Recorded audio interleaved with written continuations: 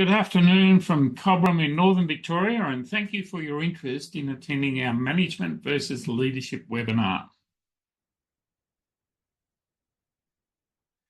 I'd like to welcome you to this online training session and thank you for investing your time in learning how management and leadership work hand in hand in your role as a manager and/or business owner.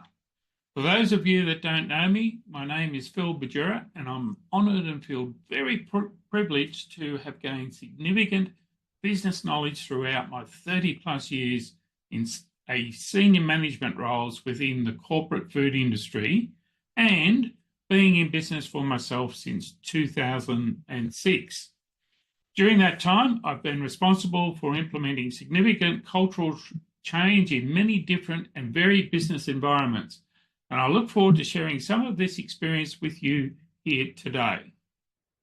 My purpose here today is to challenge your way of thinking about your role as a manager and a leader and offer some alternative ideas for improving business structure and culture now and into the future. My goal is to inspire you to identify 3 to 5 key things that you can take away and immediately implement into your business. Things that will change the way in which you manage and lead your team. We've got a lot to cover today, so take as many notes as you need. Management versus leadership, or is it management and leadership? We'll work that out during our conversation today. You know, leadership is something that became a very powerful part of the business world in the 90s. I guess it became a massive part of what was being taught, and somewhere in the 90s after. I guess the 1 Minute Manager series of books became bestsellers. Somewhere there we said, no, you don't want to be a manager. You want to be a leader. And I think, I think management became a dirty word. Today, we'll look at why that's not really what we're aiming to achieve in our business.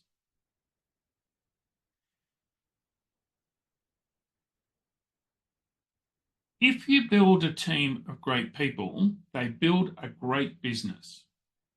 My goal of being here with you today is to introduce you to what we do at Action Coach and to help you understand how business coaching can help you to show you what we do to work with you in achieving your dreams and goals and in making them a reality. My hope by the end of the day is that I get all of you to commit to some further learning. Now, a question.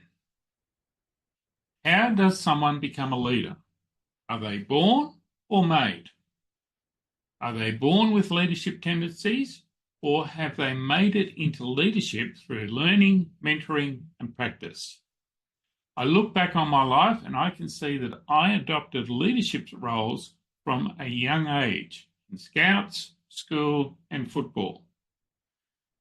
I now see myself in a leadership role out there in the business world, and while I may have been born with some of these leadership qualities, I can also see that I have developed myself as a leader throughout my career, and even more so from being in business myself. In reflecting on your own life journey, can you identify where your leadership qualities have come from? So first of all, let's define what is a great leader in business. They attract great employees. My dad taught me many years ago that if you want to have great people work for you, you must be a great leader. Great people do not want to work for average leaders. Great people don't want to work in average companies. Great people want to work and join great companies that are achieving great things.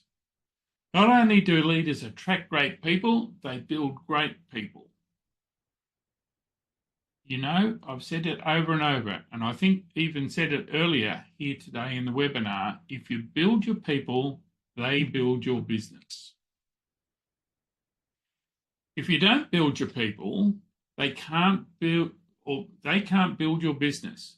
Building great people.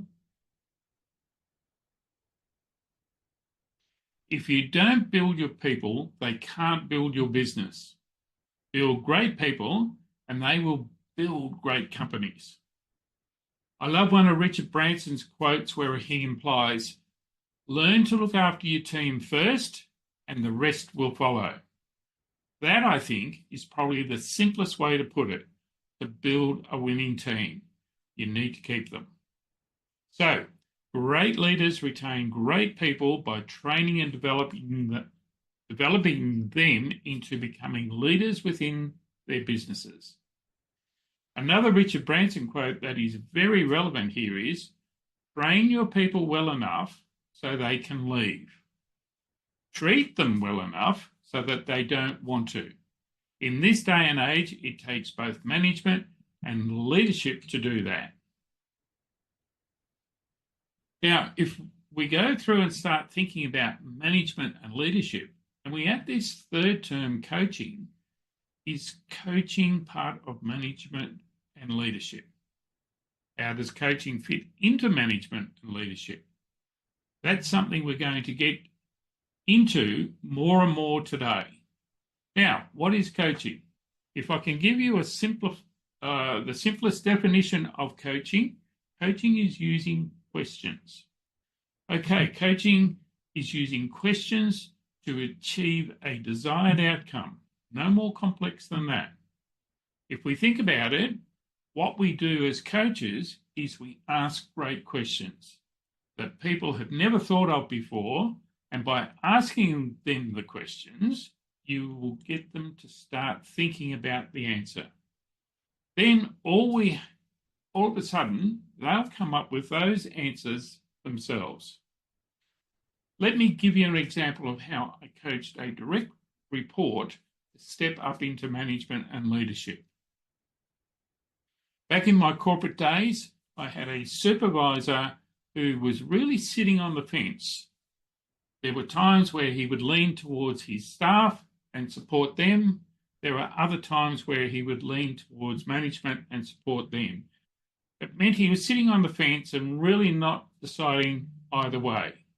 So I called him into the office and sat him down and said to him, look, you really need to make a decision which side of the fence you're going to sit on. If you decide that you want to sit on the management side, I'm here to help, support and develop you. However, just be aware that if you want to sit on the team member side, then you're going to have to make a decision whether you want to continue working here or not. The great part about that discussion was, and I gave him 24 hours to come back and give me an answer, was that he came back and said, I want to become a manager. I want to learn how to do what you do. I said, great, fantastic. Now, to cut a long story short here, over a period of time, when I decided that I needed to move on from that company, this supervisor actually stepped up into my role. What was even a greater thrill for me was that when the boss that I had at the time and that he reported to eventually left, he actually took on that role as general manager as well. So it's important that when you do recognise somebody that has the potential to become a great manager and a great leader, is that you do support and help them with their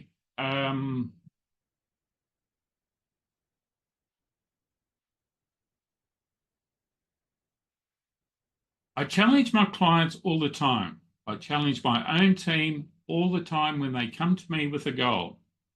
I say, how did you pick that goal? Why did you not pick double that number?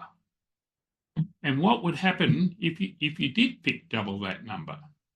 So challenging people is a big part of coaching. So is it management versus leadership, or is it management and leadership? I think it's got to be an and. Okay, to be a great CEO, to be a great leader, to be a great manager, to lead a business, to run a business, to grow a business, to lead or build a great team, we need both management and leadership qualities in today's business environment. Rounding this up, if you want to attract, build, and retain great team members, then you will use all of your management and leadership skills and experience in challenging, inspiring, and motivating your team. You'll find that there will be times to put your management hat on, and there will be times that you need to put your leadership hat on, depending on the situation or the circumstances. Keep in mind that management and leadership are both needed in the business environment. So let's take a look at this and how it works. If you've been around Action Coach for a while, you've seen this slide before. If you're brand new to us, let me explain it to you. This is above and below the point of power. Below the point, there are three behaviours which you will see out there in the world: blame, excuses, and denial. It is the same in your head and the same for me. We all will fall below that point into blame, excuse, and denial at some point in time. When this occurs, that is when you lay in your bed. Blame is where you or someone on your team always finds someone to point the finger at. Excuses is where there's always a reason why or why not. Denial is where somebody thinks that they're great, but they're not, or they are not prepared to accept things for the way they really are. If you're getting those behaviours, blame, excuses, or denial, it's because of either bad management or a lack of management. In an organisation or in a team, above the point of power is where the team is in control of the oar and they're steering the ship in the direction the business is going to. Ownership, being responsible and accountable. That's where leadership kicks in. So management gets them above the point, leadership takes them right through to where they have ownership in their head and their heart. By the way, if you do have any questions, feel free to type them in at any point.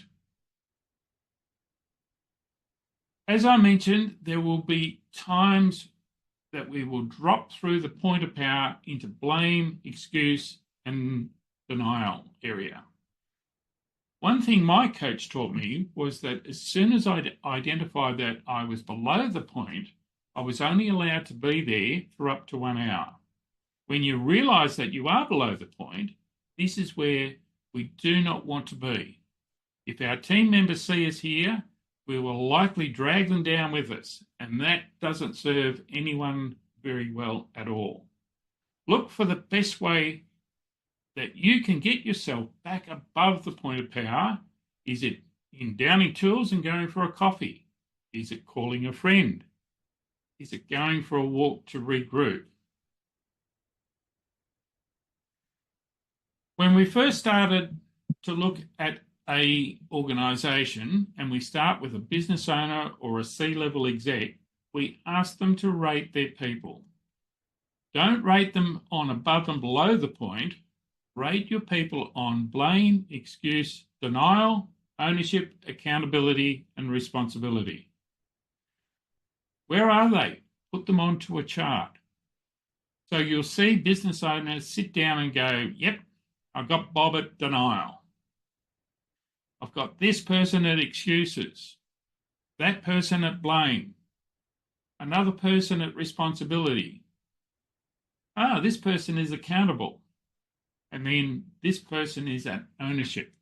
And so you start to get an idea as to what you have to do with your team. because you don't coach a team, you coach individuals. You don't manage a team, you don't lead a team. You manage and lead individuals. So each individual needs a different level of growth. It is a different way of looking at things. Oh, and by the way, one thing I do ask is that when you're on my webinars, if you do identify a great lesson, if you do get something and you go, wow, that's a BFO, a blinding flash of the obvious. Wow, that's amazing. Or, wow, I used to do that and I don't do that anymore. So creating and managing denial. What is denial? Well, creating denial is like allowing it. If you have a person who thinks they're a rock star, this is the dealing with a toxic team member person that comes into meetings, they're quiet the whole meeting, they walk outside and they start sabotaging everything. This is the person that behind the scenes tries to backstab things. This is the person who thinks they're an amazing performer and they may have been at some point in time, but the world's moved on and they haven't. They're no longer a rock star performer, yet they still think they are. They're in denial about their position in the business. This is the person that when you actually do terminate them or they leave, everyone on the team says about time that person moved on. And you're like, well, what do you mean? Well, they were doing this and this and this. And you're like, well, why didn't you tell me? And they say, well, because we thought you knew. At some level, you did know right deep down in your heart, deep down in your mind, you knew it, but you just didn't want to address or deal with it because, you know, better the devil you know. No. If you allow that behaviour to go on in your organisation, what you are saying to the good people in your, or what is it that you are actually saying to the good people in your organisation? I get it. You're doing a great job, but we're just going to let that person sit over there doing an awful job being the bad apple, being the cancer that quickly erodes the great culture that you have created. Remember, you get what you tolerate. You just have to address that type of behaviour. Now make sure you have a process in place for improving performance and that you know what you're going to talk about when you sit down with them. If someone is at that level of denial and you don't address it with them, then you're allowing that behaviour to go on. Think of it this way. There's 10 people on your boat. 10 of them are rowing in that direction and 2 of them are rowing backwards. Okay, that means there's only actually 6 rowing towards forwards because 2 of them are on forwards just to make up for the 2 wrong backwards. We've got to make certain that we build in management processes and systems that enable you to manage the situation in a non-confrontational way. This is probably one of the most important systems we teach our clients, how to counsel for improving performance. Let's go to the next level, blame. All right, how does blame happen in an organisation? Well, first of all, if you allow it, if you do it, if you're blaming others, then your team picks up on it and then, hey, it's okay to blame people here. Oh, I'm blaming a supplier. Oh no, I'm blaming the economy. Or I'm blaming the politicians. If you're blaming others, then of course people pick up on that. And that is the type of culture that we have of blame. So they do it, I can do it too. Okay, if you're allowing people to blame, are they blaming a customer? I hate that in companies when people blame customers. Really, it's like you're blaming the person who's giving us money for your mistake. That just doesn't make any sense to me. Let's go on further. What's the fastest way to get blame happening in an organisation? Well, I think of it in this way. If I go home and the grandkids are there and they need to set the dinner table and I ask a bad question, remember, bad management questions lead to bad behaviours. What's a bad management question? A question that says, why isn't this done? Who should have done this? Okay, if I go to my grandkids and go, hey, who was supposed to have set the dinner table? What are they going to do? Like everyone's pointing at everybody else, right? Well, when I'm asking these types of questions, I'm guaranteed to get blamed. Now, if I want to get excuses, what am I going to do to get excuses? I'm going to ask, why isn't this done? How come this isn't sent to the customer yet? So the questions you ask determine whether you get a blame or an excuse answer. So you really need to be conscious of and watch the questions that you are asking. Remember, communication is the response that you get despite your best intent. This means if you are not getting the response that you want, take ownership and responsibility and ask another question.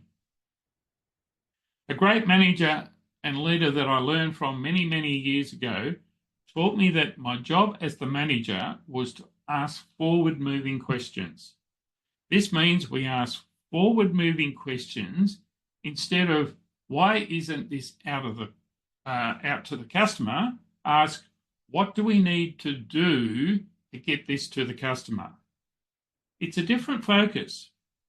Don't focus on what has or hasn't happened. Focus forwards with what do we need to do now to make it happen. The second thing is it should have a time orientation. So instead of the why isn't this thing out to the customer, ask what do we need to do to get this to the customer in the next 10 minutes?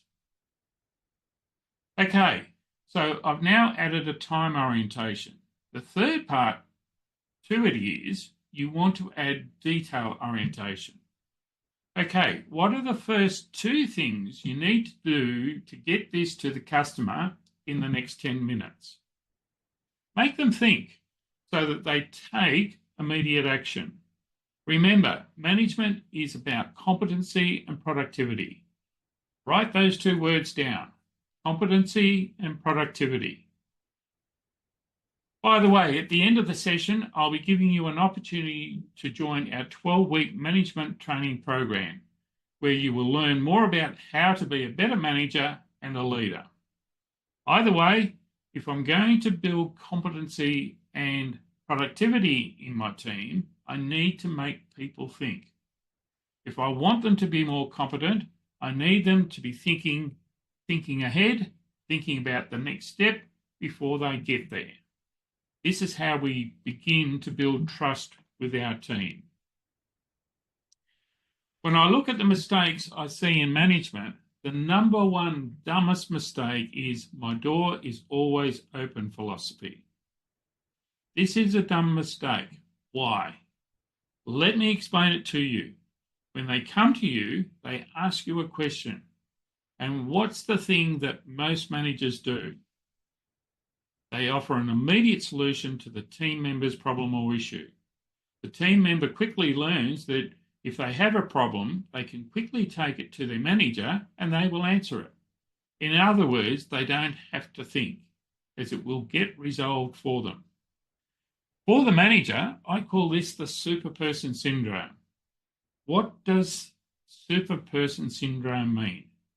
It means they wear their superperson cape and they wear their underpants on the outside. The dangers of the superperson syndrome in leadership is that by answering questions through providing solutions, the team members become the monkeys on your back. Let me give you an example of one of my clients in a manufacturing business. His office was on a mezzanine floor above the manufacturing floor, where he could look out of his windows and see the entire production lines running. Whenever anything went wrong on production line, a red light would start flashing. Now, as soon as he saw the red light, what do you think he did? Do you think he sat there and said, "Oh, that's great, the team will fix it. They know exactly what they're doing. I've trained them so well that they're going to get that job done and get the production line back on immediately"? Now, of course he didn't. He suffered from superperson syndrome. So what did he do? He jumped up and ran down the stairs. He would run to the spot where the thing needed fixing. And of course, he was in the midst of resolving the issue. Long story short was that he was teaching his people by diving in himself and fixing everything himself. He was teaching his people that they didn't matter enough for him to train them how to fix these types of problems.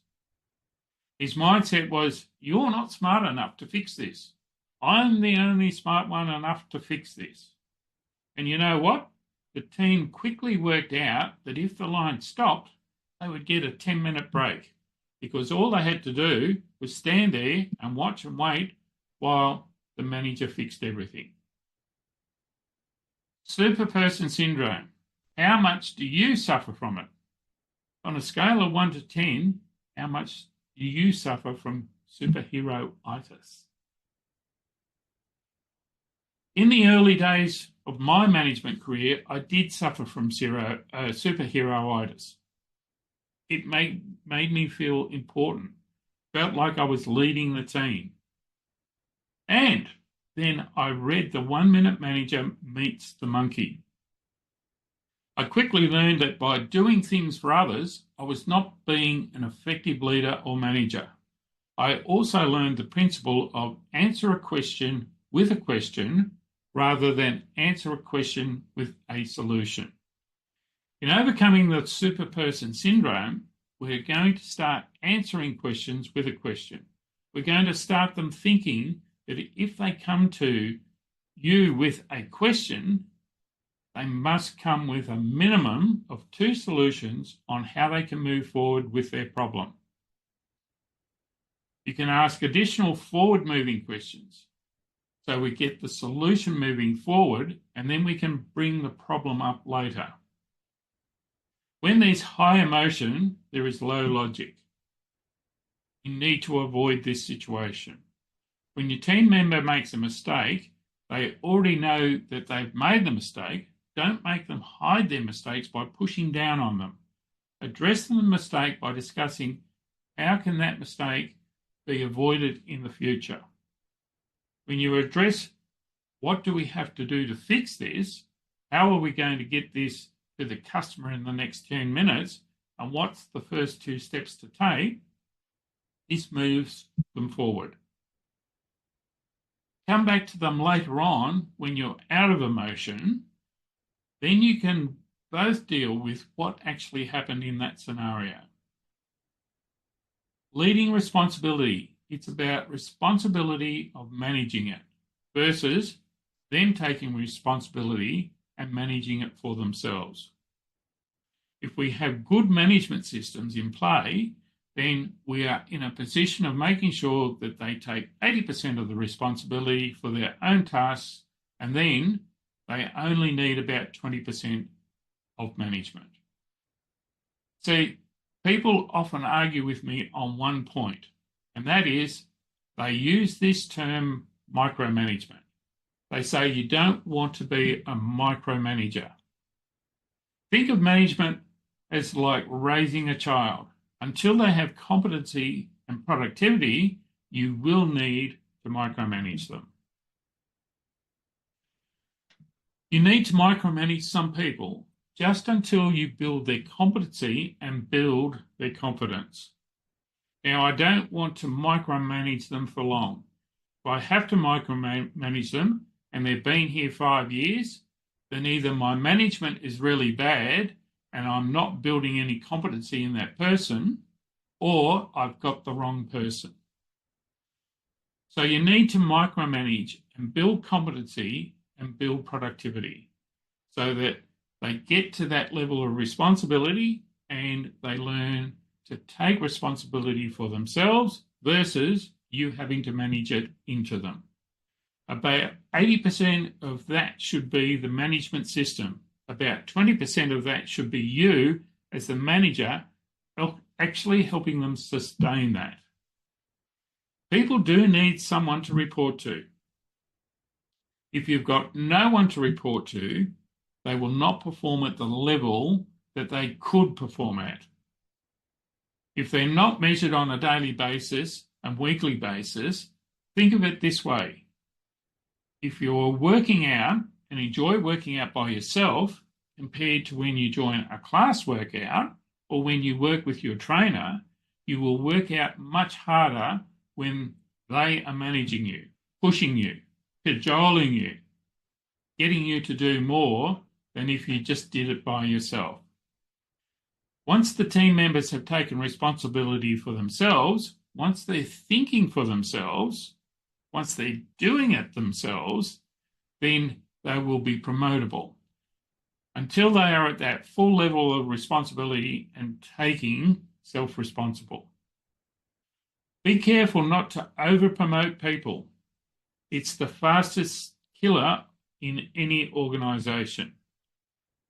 Too often I've seen people promoted beyond their capability, generally because they were a pair of arms and legs at the time and were doing well in their job at that time. Over-promoting someone is a recipe for setting them up to fail, let alone the impact that that then has on the overall business. Leading accountability. See the word in the middle, count, in accountability. There needs to be numbers. If you are not measuring, you can't hold people accountable. Now, accountability usually happens when someone is accountable for an end result. They're accountable for a team, they're accountable for people, or they're accountable for numbers. For example, I hold you to account for that team to perform. I hold you to account for the business to hit that number. About 20% of your people will raise to this level of accountability, where they'll be wanting to be leaders of the organisation. They must want to be in that place by demonstrating they are taking accountability for their position and role in the business. People have to get to a promotable position in their mind, not promotable with skills, but promotable as the person they are. When someone is held to account, do not make it easy on them. Do not go, oh, well, I know you had to get it done, but if you didn't, that's okay. No one can perform at their best unless there's pressure. Pressure builds performance. Performance without pressure equals no performance. Why do sporting teams perform better? Because they're going to play against other teams who may or may not be better than them. When they play against someone who is better, most teams will also play better. Think of it this way. I know when I go and play golf, and I'm playing with a few of my mates that don't play golf that much, and they're awful, my golf game struggles. I'm not good enough on those days. Now, when I go and play a game of golf with some of my mates that are low handicap golfers, I'm a much better golfer on those days. So people perform to what's around them. So hold people to performance standards, hold them to account. Don't give up ownership and let down the people who have taken accountability in your organisation. These are the people you work with and work through as their leader. Let's take that to the next phase, ownership. So many times, and I see it especially in small to mid-sized businesses where they think ownership is about giving people a shareholding. No, ownership's what's in their heart, not what's in their wallet. If they take ownership in their head and in their heart, that's where it needs to be. To take ownership, there's got to be something more than just money. There needs to be a common goal. There needs to be a mission that people are moving towards. That's what you need to be looking for, and this is where you reward people for their ownership. It's that reward for their loyalty and commitment to the business. So back to that above and below the point. Think about what you're creating right now. Think about your people in your organisation. Are you creating blame, excuse, denial? And don't go into the denial and say, oh, no, I'm not doing any of that.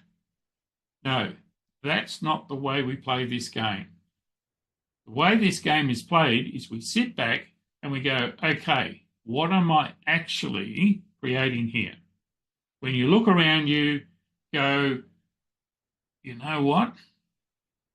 I have about 80% of people who are above the point of power. Great. And I have about 10% of people at ownership.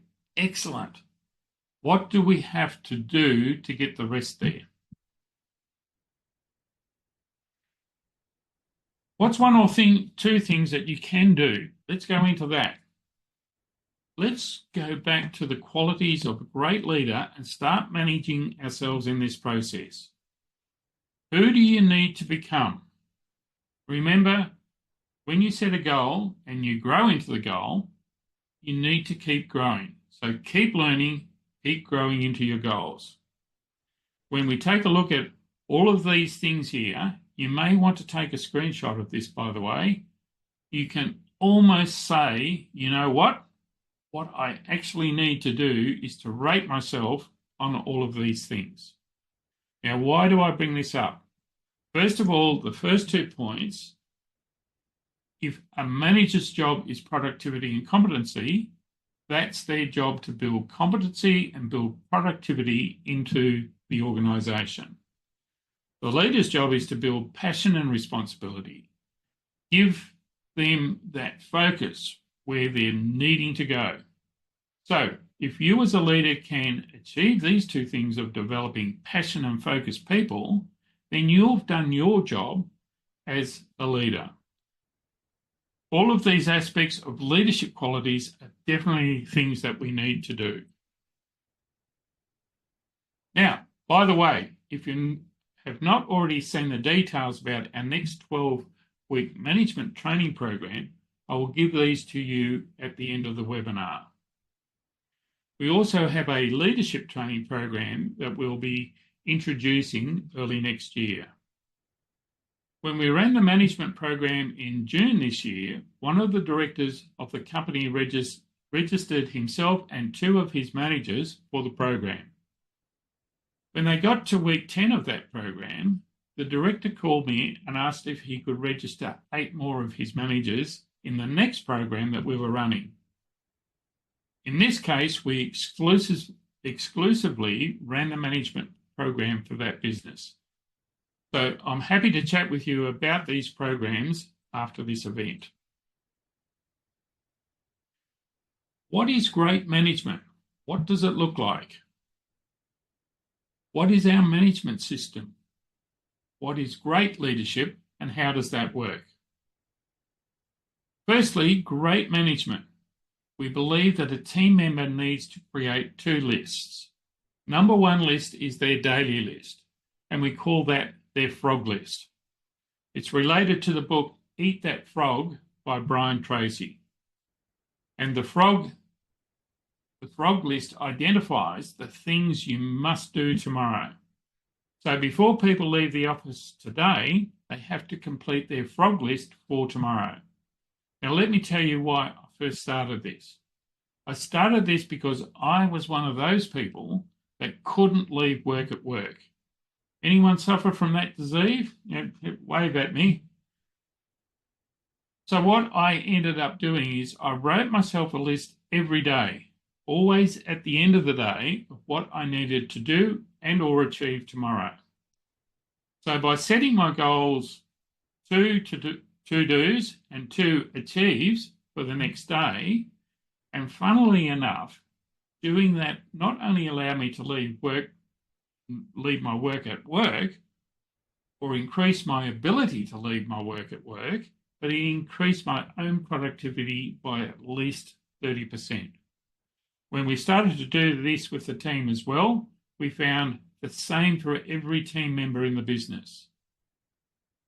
Brian Tracy has identified that for every 1 minute you spend on planning, you will save 10 minutes in execution. The second list is the Lion list. On a Friday, they make 2 lists. They sit down and they go through their Lion listing items for last week, issues, opportunities, and next week. So in building the Lion list, it shows what they have to do next week. The final part of the Lion list is next week. On Monday mornings, we have a weekly WIP meeting or work in progress. What we do at that meeting is, let's say I've got 8 direct reports. We go through any group discussions. What does the team need to make decisions on so that we are not making decisions in the dark? We make decisions as a team in the moment, and that way the team sees why we're actually making a decision. We make the group decisions, then we go into everyone's weekly list. We go around the table and go through what everyone's doing for the week. And guess what? By going through what everyone's doing for the week, we find some gaps in communication, which we can then take action on. What is the purpose of a meeting? The purpose of a meeting is communication. Write that down somewhere. Communication. The purpose of a meeting is communication. So we communicate with each other, who's doing what, and we find out by who's doing what that there's some things on some people's lists that will have an impact on others. Sometimes, if there's a gap in communication and it's, hey, you two need to get together and have a session and make sure that you come up with a plan around that gap. These are proactive meetings. We don't do reactive management. We don't wait till there's a problem and then get in and solve it. This is an important point that I really want to drive home. When you first start this meeting system, on Monday mornings, you're doing your WIP meetings. On Thursdays, you're doing one-to-one Lion meetings with each member of your team. In the Lion meeting, you go through last week, issues, opportunities, and next week. So anything that went wrong is in issues, anything in opportunities. Now, if someone's not bringing opportunities to the meeting, what does that tell you? You're not asking them for opportunities. Every team member that reports to you should show up with an opportunity that they've identified. It may be a system, capital expenditure on equipment that will achieve more in less time, a new sales opportunity, and the list could go on. What do I mean by proactive meetings? Well, when someone starts coming to me during the week and they send me an email and it's not urgent, what do you think my response to them is? Bring it to the meeting. Everyone write that down. Bring it to the meeting. This will be your favourite saying for the next 2 or 3 weeks. When you're putting this into practice, you will start getting the monkeys off your back and free up your time to get the important things done. By the way, if you want to learn more about getting the monkeys off your back, read The 1 Minute Manager Meets the Monkey by Ken Blanchard. Now, if the email is urgent, how do we reply to urgent things? They ask a question.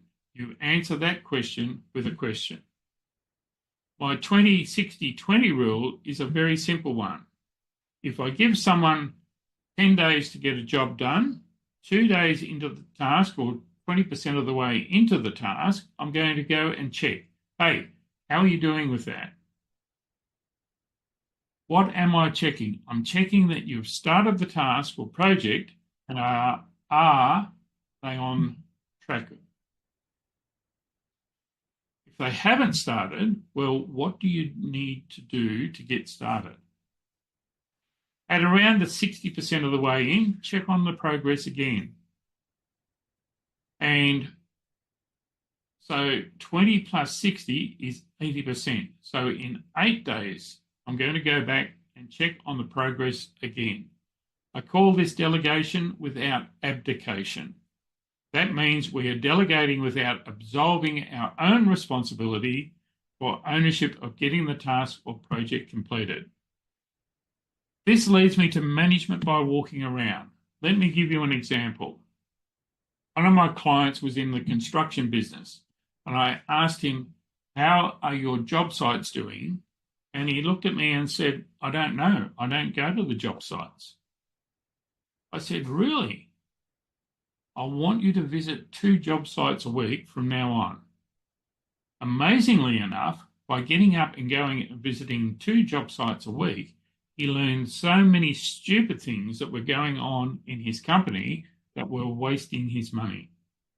By not going out and doing the site visits, he would never have learned what his team actually thought of him. As his dad had started the business he took over, he rarely met with his team, and they said, "Oh, yeah, he's up there in his ivory tower driving his fancy cars." He wouldn't get his hands dirty, not like his old man who was on the tools with us.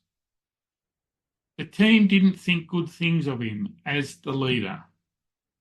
But by going on the job sites and showing up, and he literally would show up with a box of drinks and donut type of thing for all of the team to come down and have a donut and have a drink, and then tell him about what's going on at the job site. And that made a big difference. Managing by walking around. Set the KPIs to achieve this. It was one of the key points in the 1 Minute Manager. And I love reading the 1 Minute Manager series. It really is definitely an important book series. So great leadership. I think I've already covered the first point of lead the player, not a team. You don't lead a team, you lead different players, and different players need different leadership. That's why we use these profiles, the DISC profile and the VAK profile, or visual, audio, kinesthetic profile. They are communication and behavioural profiles, and they allow you to identify how to lead differently for different people. It allows you to manage different people more effectively. I'm a certified DISC assessor and can provide the assessments when you need them. A leader that does not communicate very often is not a very good leader. More communication, better leadership, it's very simple. In that way, the leader stays focused on the big picture, on the future of where the business is going. A leader is also very good at listening. When you ask questions, don't just ask questions. Ask and then listen carefully to the responses that you get back. Listen carefully for the things that are not being said, that should really be being said.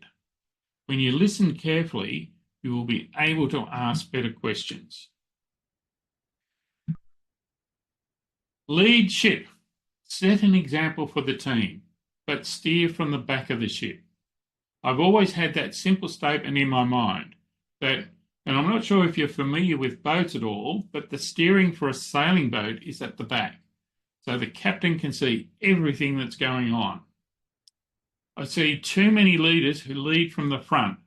They're like, yeah, I'm going to be the first one out of the trenches and run and do that stuff. No, I'm definitely a believer in the fact that if I want to steer the ship properly, I need to steer it from the back.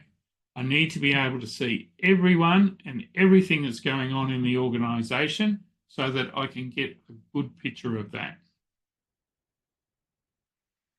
Now, we've covered a lot here today, and I trust that you've discovered there is still so much more to learn.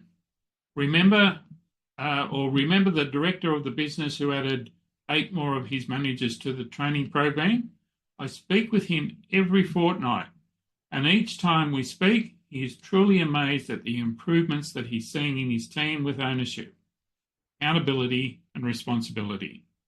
More importantly, the real difference has come in communication and the difference it has made to increasing productivity, reducing mistakes, and improvement in overall quality. So what is the format of the program? It's to watch a 30-minute training video prior to the 1-hour facilitated weekly meeting.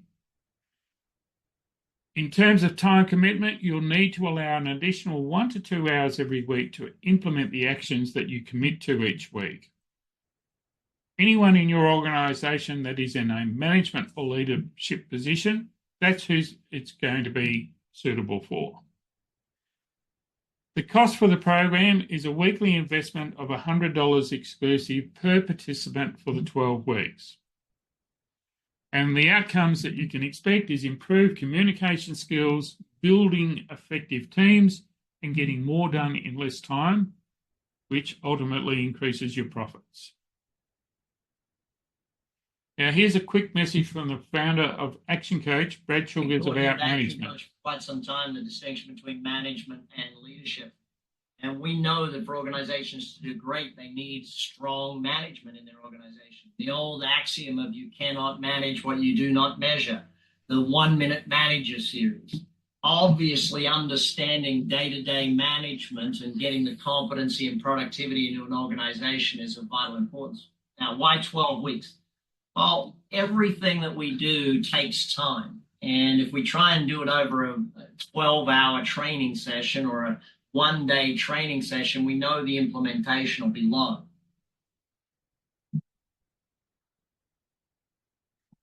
So the next 12-week training program commences at 9:30 to 10:30 a.m. on Tuesday, the 22nd of October, and it stays at that same time each week. Also note that there will be a 2-week break during the Christmas break period. So remember, action will always beat intention. Decide what action that you'll take right now. If you are serious about learning how to implement the information from today's workshop effectively, please express your interest in joining the 12-week sales training program by scanning the QR code and registering yourself and all your team members into the training course. The number of seats is limited, so please register early to claim your seat. Alternatively, please email or call me with your expression of interest. Thank you again for investing your time today, and please remember to reach out. I'm here to help.